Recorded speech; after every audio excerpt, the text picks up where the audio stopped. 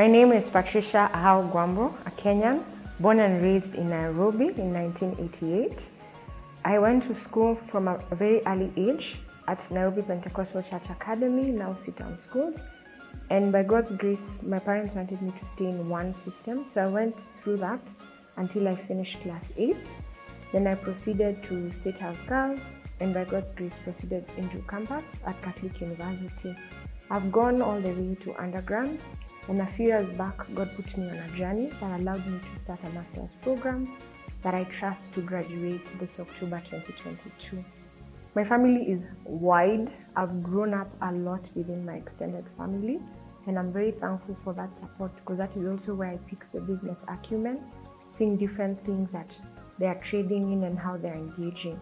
I'm currently single and trusting God that He's growing me into the next person He wants me to be in a family. I'm grateful for the opportunity to just share about my business because it's really something that was nurtured from the heart of God. It's interesting because when I was a child, I saw my mother do what I do. But when I was pretty young, I don't remember everything about how she did it, but it kind of settled in my spirit. So in 2019, I began to dream and have ideas of a business I wanted to do. And what came to mind was African fabric.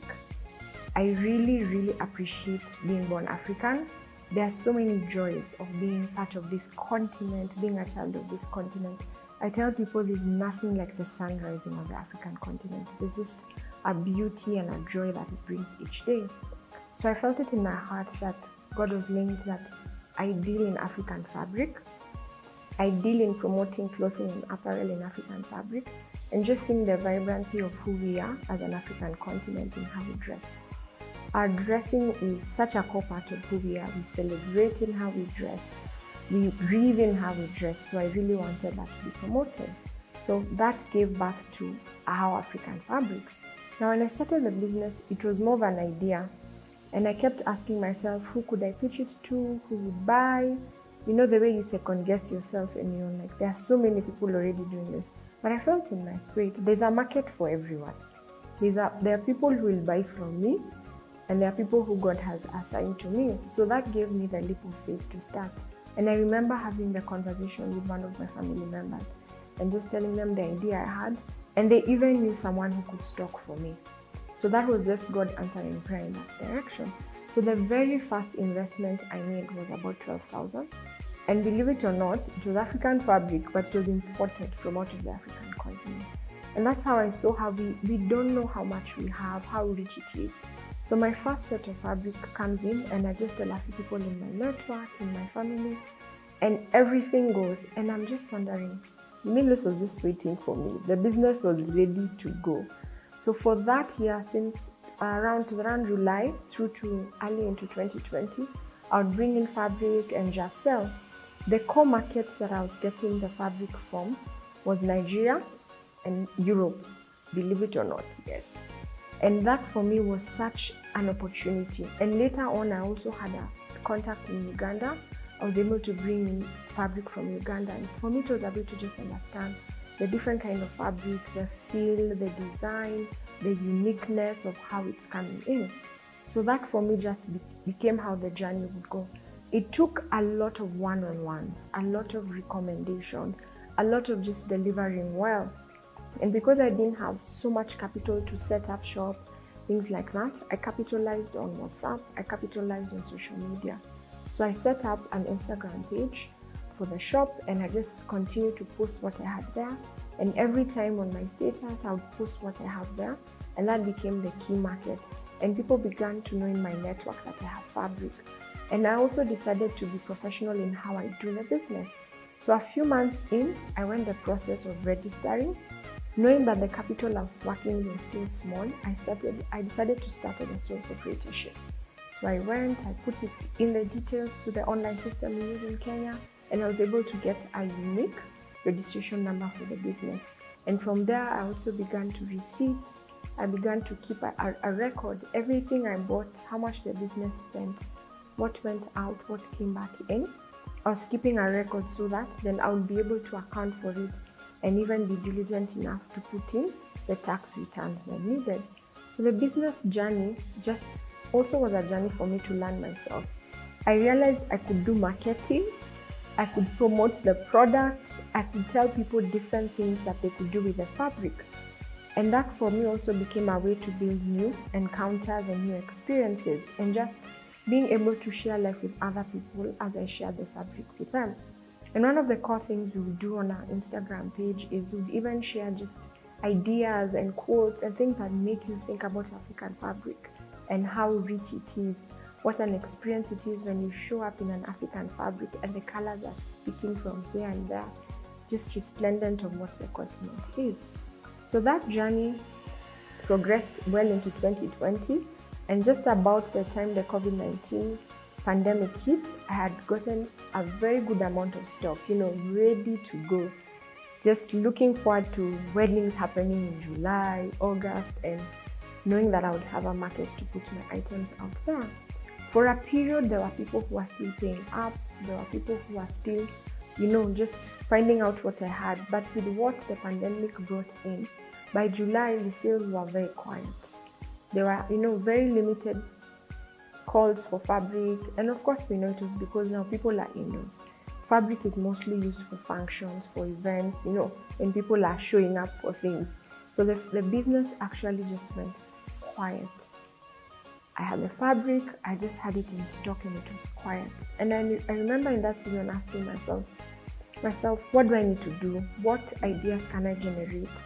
So I decided to try and make something out of the fabric I had. So I had a certain piece of fabric and I said, okay, let me see if it can make a fairly, those easy to clean. Let me see if we can make some type of bags. So I made these toilet bags for women and we put them out there in the market. And it didn't do so well. So for me, it was also a learning point. Hold on that thought. Don't run into production of other things. Try and see if you can do something else. And also during that period, I also realized how important it was for me to do a clear separation of my personal finance and the business finance. Many businesses, when you start up, everything is everywhere. The money comes in your M-Pesa, it goes into your bank account. And as the country began to open up, I took another leap of faith and I decided to open a bank account for the business. So I went to the bank, my personal bank. I let them know I have a business, but I want to separate it from my personal finance. How can they support my journey? And I was pleased because they had a product for me. It was affordable, it was very defined, and I was able to just register the business, register a bank account for the business, get a checkbook, get an ATM for the business, and even get a payment for online options that the clients now that I had could use. So that for me became another growth point for the business, and another moment of joy that the business was also continuing to gain its own persona and be able to exist and be credible. So proceeding into 2021, and now the pandemic is easing out, I decided to venture into another idea, which was coming up with dresses. So I decided, let's see if we can make some dresses from the pieces we have and what outcome we'll have from it. So it kind of started off well, but then again, clients have different sizes, clients have different tastes. It still didn't pick up. So I said, okay, that on hold. Let's just stick with the fabric. So my heart has remained desirous of just having an opportunity to sell fabric and then letting people do what they want with it. So most times people ask me, once they've bought the fabric, then give us ideas. So we are available to give ideas. I don't tailor myself, but I've been able to get a tailor or two who are part of the team I work with, and I can refer people to them. Tell them we have this tailor, they can be able to assist your process. So that has been very key in our journey as we have grown. And we still wanted to attempt new things. So later on into the year, again, we say, let's try something new. And we make an attempt of making laptop bags. We make our first set of laptop bags, and that's where we're at now, really thinking through what can we do additionally to our business. The laptop bags are out there. People have also responded to them. We've made a sale or two. So it's still an avenue of growth that we are exploring. Looking at the journey that the business has taken so far, it's just by God's grace. I know many times when we do business, we keep thinking it's about the money, let's crunch the numbers, let's make the sales. But I realize that when you place the business before God's heart, when you let him guide your decisions, when you welcome him into the journey, then you're able to know that you have the best investment partner. I remember sometime in 2020, someone reached out and asked if they could partner into the business. And my heart said, let me ask God, because he's the first person who started the business with. So I wrote it down, I put it in prayer, and I asked God, someone would like to partner into the business. What's your thought? I was already partnering with another member of my family, so this is a new person. What's your thought? And after a while, God just said no. Just said, don't take up this partner in your business. I don't want you to engage with them in this way in your business. And I realized God is interested in the business as much as I am.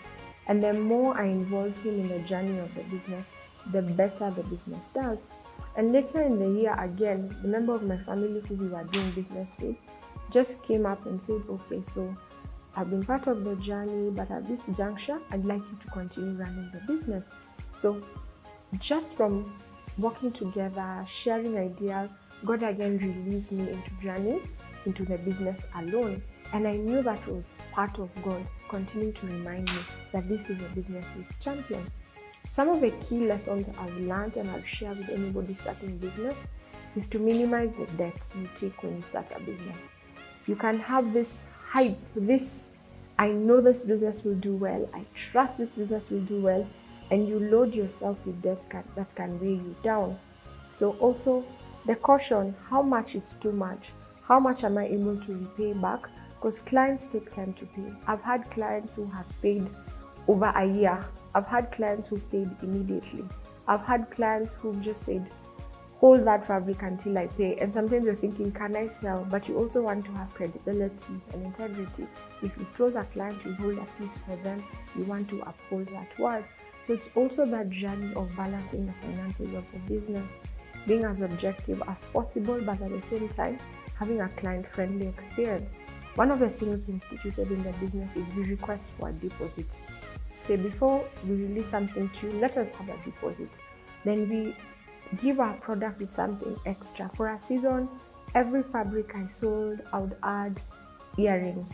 Or I would add, if I have a small perfume, I'd add a perfume set. Just add something to make the client experience rich. So the business is on a journey of growth. It's a young business, but it's a business which has so much potential. 2 months ago, I was sitting in a forum that was saying the biggest income source on the African continent is the clothing and apparel. Because of the numbers, how we are growing, there are so many people to dress. So it's such an opportunity for us as a business to be part of dressing the African continent and dressing people from the heart of God. Because every fabric we interact with, we speak the life of God to it. We speak that we serve that person. We speak that we be part of their wardrobe and do them well. We are so thankful as a business to be part of what's happening in the African continent. And I'm also thankful as a young person to just have a space where my business can thrive. When I look back at the journey of incorporating the business, it's something I really thank the government for. I literally did not need to go into any office to do anything. Everything was online, it was easy to transact. Going to the bank, I just needed to show up, get the list of required documents, and in that almost 30 minutes to 1 hour, I had everything I needed to set up the business. So I'm really thankful for an economic environment within this country that is allowing my business to thrive. And of course, I know there's avenues to do more. I'd really like to see the social media platforms having more credibility, opened up more to young people. I'd really like to see the taxman having things that are accessible for small businesses. Because sometimes I want, even if I'm a sole proprietorship, to be able to do my taxes separate from my personal taxes, even if it's a small return, just so that the business continues to have its own books and grows in credibility. So I'm looking forward to that. I'm thankful for the opportunity to sell to people around me. The level of confidence the people around me have had in this business has just given me the heart to continue. Even when I said, my goodness, I'm in a pandemic, what do I do? God would just bring people who would buy.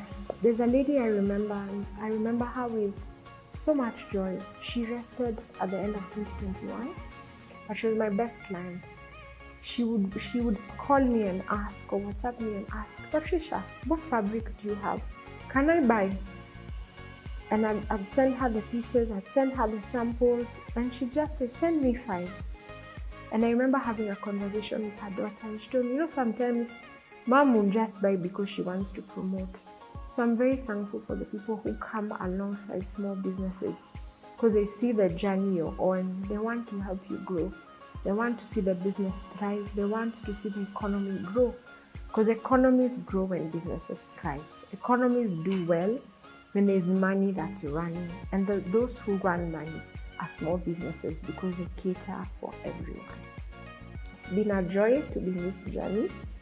It's a learning opportunity. I learn about myself every day.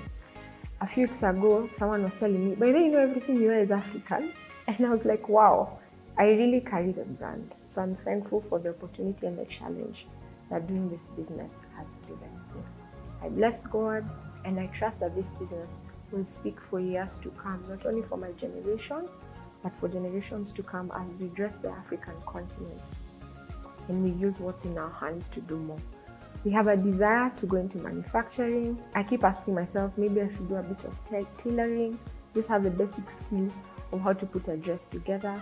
It's just areas we're thinking about as we grow the business to greater heights. Some of the challenges the business has faced as we got along into our journey was being able to stock and ensure that the stock moves. Anybody who's in business knows of the phenomena of dead stock. So you can find yourself with something which for you, this is good, this is excellent, but maybe given the clientele that you're exposed to, they're not interested in that, or they've already seen it and maybe the colors don't work for them, or maybe they don't know exactly what they'll do with what you have at hand.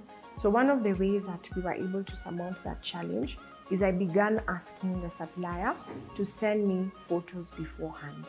So I would receive the photos of what the supplier had that was ready, then I'll distribute it among my potential clients, and I would have them select. So even as fabric came in, it was very defined what was coming in and who it was going to. So that eased the pressure of remaining with dead stock, and I was able to really move a lot of what I had at hand. Looking back at that process, I realized it was important to make that decision, because then that way I could actually even plan financially. I was able to request clients, please put a deposit now that you've chosen an item, and it even increased the cash flow of the business. So it was a challenge that led to an opportunity for growth. Another thing that we faced, especially looking at the COVID-19 time, was receiving fabric. When I started the business, I really wanted to get the best that was available to me. And Nigeria was a core source of business, or a core source of fabric. And the person who was supplying me, given the situation, was not traveling. So it meant for a very long time, I was very dependent on what I had ordered before the COVID-19 pandemic hit and the lockdown came. So receiving new fabric became quite a challenge. We had to really slow down in terms of marketing, because you don't want to promote and then you don't have a product. But the good thing also was that there was a low uptake from the market, so that kind of helped to weather that storm, that we didn't have as much fabrics to distribute, but at the same time there was not a high demand. So it was kind of a good and a bad thing in that sense. Another challenge that we faced as we grew the business was kind of deciding whether we wanted to have a shop or whether we wanted to stay fully online. And when I sat down and we did the cost analysis and we asked ourselves, most of our sales are, referrals. Most of our sales are, I like this, come with it, let me see, and someone picks. So at that point, we decided let's not go the shop way, because then we'd start incurring the cost of rent, start incurring the cost of paying someone as a sales representative that we didn't have. Although at the same time, this kind of opportunity arose for us where someone who already had a shop asked if we would like them to stock for us. So instead of covering the cost of a shop and hiring someone, all we needed to do was maybe hire a shelf or a space, and then they would do the rest of the work for us. So that was an option we toyed with, but also given that we were still doing a lot of one-on-ones, we didn't take it up then, but it's an opportunity I know that we will pursue in the future. Another challenge we faced was being able to ensure that our clients feel we're giving value. What we said at the beginning, there was so much already happening in terms of African fabric, and there already is.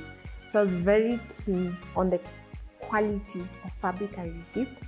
I remember I received stock from Nigeria. I had 2 stockists. So I received it from the second stockist, and when the material came, excited, I'd gotten it at a fairer price.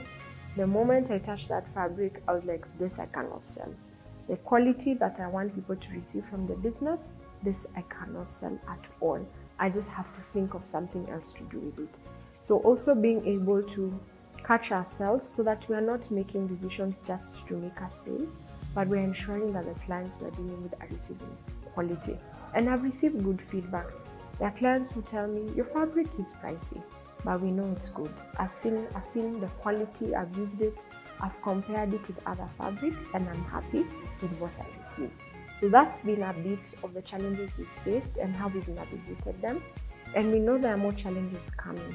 But as we learn day by day, we also brace ourselves for an opportunity to grow from the challenges that we are going to face as a business.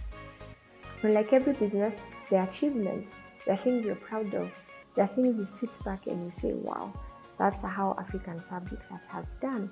And for us, it's just being able to come from the place of an idea to generating income, to even being part of people around us appreciating what we're doing. So for us, that's been an achievement. The fact that we are registered as a business, the fact that we have our own bank account, the fact that we have our own socials and we're using it to mobilize for the business, those are achievements we didn't think about. Currently, the business is still run as a one-person shop in terms of I do a lot of the things in the business, but I see opportunities for engaging others. I've had people from my family come in and contribute in the marketing. I've had them come in, contribute with ideas. So I also look at as a business as an opportunity to employ. I've been able to give contacts for the tailors around me and brought businesses to them. So through our business, other people have built their capacity in other areas. So for us, that's a great achievement. The business has also all the time been able to pay for itself. From the business, I'm able to restock. From the business, I'm able to ensure that there's cash that runs the business. So the business in itself has been able to bring back an income. The debt that we had at the started off the business is in the process of paying it off. So the business has been able to do these things. We haven't been able to get to that place of now we are soaring, but the business has been able to at least stay in a fair place. Stay at a place where we can say we are growing. We can say we are doing better as time progresses. So those are areas that we are very thankful as a business. The business has also been talking points for other people. A core thing that we ventured into this 2022 is to start a YouTube page that talks about our journey. I realized that 10 years down the line, when Ahawo African Fabrics, is a global name, we won't remember how we started. We won't remember, the journey of this is why we chose this fabric. This is why we decided to open a shop here or not. This is why we're using this bank account. So we've started a YouTube page where we just do short clips about our journey, the things we're doing, how we are marketing, the challenges we're facing, the people we're engaging with.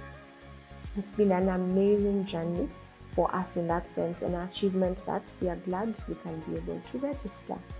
And when we look at the future of Ahawo African Fabrics, for me, I see a business that is able to be a household name. I see a business that is affordable but quality. I see a business that is integral. I see a business that the word of God is key.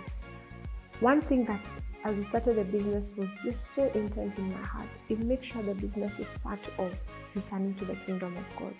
So our business gives time. Our business supports people. There's a season where God put it in my heart. Let the business give part of its profits towards supporting ministry. So you'd find the business would come, do the math, see how much goes in, what goes back to restock, what is profit, and from the profit, what goes into ministry. Supporting someone, in school, supporting someone who's, helping vulnerable people and things like that. So the business has also been part of kingdom growth because from the onset, the business was a kingdom business. and looking at just what's an ideal environment for us. My goodness, if we could have access to market in terms of we can easily travel, get fabric. I always tell myself, if I could just have the ease of, I can wake up, go to Nigeria, pick my fabric, pass by Ghana, pick my fabric, come back, pass by Uganda, Tanzania, pick some fabric. For me, that would be amazingly ideal. And then also just to better capitalize the open markets we have, places where you can just go at a minimum fee, be able to display your content, your material, and people can come and engage in it. That for me is an ideal business or an ideal business space. Also, the opportunity to just dream with your business, the opportunity to meet big names and be mentored by them is ideal for a business that's starting up like ours. A business that wants to see what lessons have they learned that we don't have to go through the same process. And I'm also thankful because I know in the recent past there's been a lot of legislation on reducing taxes across borders in Africa. There's a free trade agreement that has been signed for the African continent. So I'm also looking forward to that being part of bringing growth for the business, being part of enabling us to really just funnel out and find other avenues of engaging in business within the continent. When I look at my journey as a young person in business, the core thing I tell a young person is that don't be afraid that you don't have everything you need. Don't be afraid of who will buy this, where will it go, who will listen to me. Start. The moment you start, ideas continue to flow. The moment you start, God aligns people to you. The moment you start, you are able to see the challenges that look so unsurmountable are things you can put in strategies and plans and be able to work out. One of the things I've done in the business, in what I call my dreaming book, is I've even set up the structure of the business in terms of who do I want to lead, what areas do I want to continue to venture into, what opportunities are we yet to exploit, what threats do we face, just continuing to sit down and think through the business and how it wants to grow that we started. We came out of the place of just an idea and we started and build the discipline to do it. Build the accountability. I have people around me who, when they haven't had something from the business, they're like, there's nothing new coming. There are people who spy you on. So surround yourself with people like that. I have the social media support team. There are people who, no matter what we post, they will like the post. So also allow yourself to be present with people who want to support your journey of growth. And for us, that's an area that has so much potential. The area of just stepping out, the area of trying, and even failing, but at least being sure that you've stepped out and you've tried and you failed. And as we said, we've tried even different products and we've seen what works and what doesn't, and we haven't stopped at that. We're continuing to see areas that are unexplored for our business. Even keep telling myself, there are other counties in this country that would benefit from the business. As we continue to grow, how will we move into them? So there are such opportunities that we are continuing to kind of dream about and look at and see how well we can pick them up as a business. Thank you. I'm looking forward to your business growing to the heights that God has called it to. I'm really thankful to PrayerCaveTV for finding the time to just speak with a young person, a woman in business, a business in clothing and apparel that's finding its foot on the African continent. There are big names already doing things globally, but I know that Ahawo African Fabrics will be part of those big names as we dress by Africa, from Africa, for Africa, with Africa, everything about Africa as we continue to grow in this industry. I look forward to engaging with you more. You can reach us on Instagram at Ahawo African Fabrics. You can reach us on Facebook at Ahawo African Fabrics. You can reach us on WhatsApp. If you desire to do more with us, if you desire to purchase from us, they are available to support your process. Thank you for listening, and we look forward to everything that God has for you too in your business. Because with the same comfort, the same wisdom, the same guidance that God has availed to Ahawo African Fabrics is available to you as you do business. The Word of God tells us that he who lacks wisdom, let him ask. Our Father in heaven gives it in plenty, and we pray the same for you. Thank you so much, and God bless you.